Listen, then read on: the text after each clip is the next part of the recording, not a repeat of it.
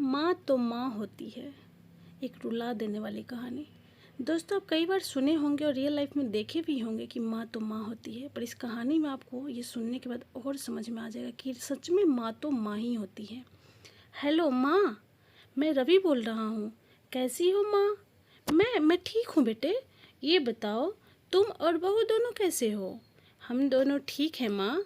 माँ, आपकी बहुत याद आती है। अच्छा सुनो माँ, मैं अगले महीने इंडिया आ रहा हूँ तुम्हें लेने। क्या? हाँ माँ, अब हम सब साथ ही रहेंगे। रिया कह रही थी माँ जी को अमेरिका ले आओ, वहाँ अकेली बहुत परेशान हो रही होंगी। सुन रही हो माँ? हाँ हाँ हाँ बेटे।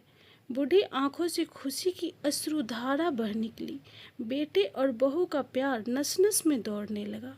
जीवन के 75 साल गुजार चुकी रमा ने जल्दी से अपने पल्लू से आंसू पोंछे और बेटे से बात करने लगी। पूरे 2 साल बाद बेटा घर आ रहा था। बूढ़ी रमा ने मोहल्ले भर में दौड़ दौड़ कर ये खबर सबको सुना दी। सभी खुश थे कि चलो बुढ़ापा चैन से बेटे और बहू के साथ गुजर जाएगा। रवि अकेला आया था।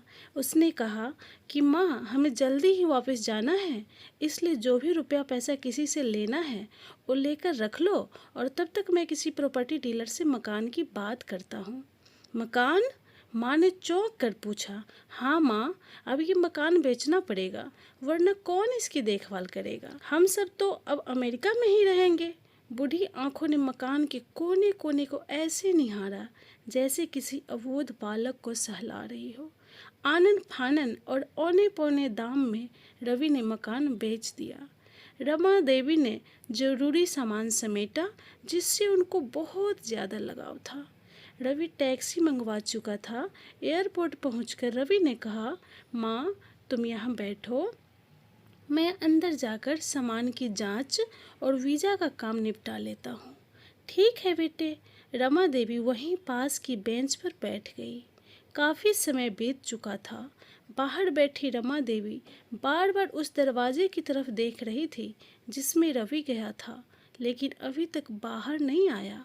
शायद अंदर बहुत भीड़ होगी, सोचकर बूढ़ी आंखें फिर से टकटकी लगाए देखने लगी। अंधेरा हो चुका था। एयरपोर्ट के बाहर गहमागहमी कम हो चुकी थी। माँ जी, किससे मिलना है? एक कर्मचारी ने वृद्धा से पूछा। मेरा बेटा अंदर गया था टिकट लेने, वो मुझे अमेरिका लेकर जा रहा है, रमा देवी ने घबरा कर कहा। लेकिन अंदर तो कोई पैसेंजर नहीं है। अमेरिका जाने वाली फ्लाइट तो दोपहर में ही चली गई। क्या नाम है आपके बेटे का? कर्मचारी ने सवाल किया। रवि। रमा के चेहरे पे चिंता की लकीर उभर आई। कर्मचारी अंदर गया और कुछ देर बाद बाहर आकर बोला, माँ जी, आपका बेटा रवि तो अमेरिका जाने वाली फ्लाइट से कब का जा चुका। क्या? वृद्धा की आंखों से आंसुओं का सैलाब उमड़ पड़ा। माँ का रोम रोम कांप उठा। किसी तरह वापस घर पहुंची जो अब बिक चुका था। रात में घर के बाहर चबूतरे पर ही सो गई। सुबह हुई तो दयालु मकान मालिक ने एक कमरा रहने को दे दिया।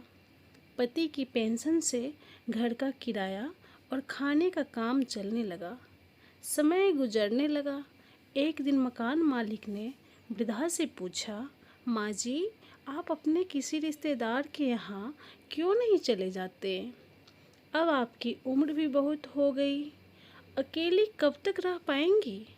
रमा ने कहा, हाँ चली तो जाऊं, लेकिन कल को जब मेरा बेटा आएगा यहाँ, फिर कौन उसका ख्याल रखेगा? ये सुनते ही मकान मालिक की आंखों से आंसू आ गए और वो बोल पड़े, माँ तो माँ होती है। दोस्तों, आप सभी से अनुरोध है, माँ बाप का दिल कभी मत दुखाना। जितना हो सके उनकी सेवा करना और खुश रखना। आशा करती हूँ आप सभी को कहानी पसंद आई होगी। अगर पसंद आई तो लाइक, सब्सक्राइब और शेयर ज़रूर करें। धन्यवाद।